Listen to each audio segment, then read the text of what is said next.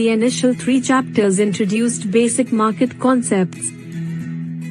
Now, we address a fundamental question: why do companies go public? Understanding this lays a strong foundation for future topics. Origin of a business.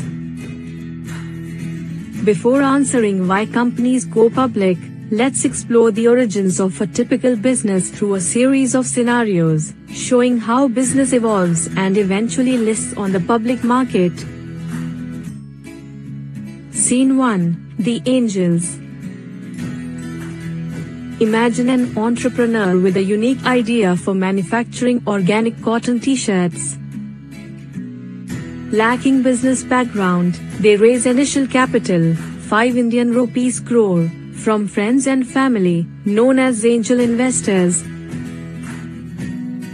This initial money, called the seed fund, is used to kickstart operations. In return, the angels receive shares in the company, with the total valuation equal to the seed capital. Scene 2: The Venture Capitalist. As the business gains traction and generates steady revenue, the entrepreneur seeks expansion. They raise 7 Indian rupees crore through series of funding from a venture capitalist, VC, which dilutes the original shares but increases the company's valuation. The business expands with additional manufacturing units and retail stores, leading to higher revenues and profits. Scene 3: The Banker. 3 years later, the company plans to expand further, requiring 40 Indian rupees crore for capex, capital expenditure. The funds are raised through a combination of internal profits, Series B funding, and bank loans. With the new investment, the company's valuation increases, further benefiting the early investors. Scene 4: The Private Equity.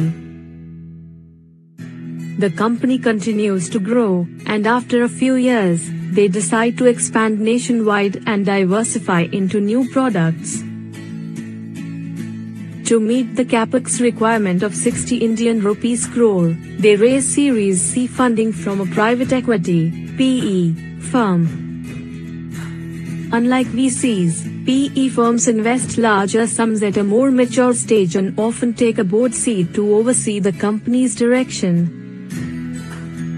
Scene 5: The IPO.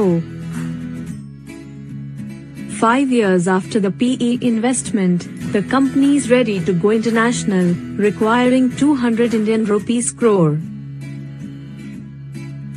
They decide to fund this through an initial public offer, IPO, offering shares to the general public for the first time.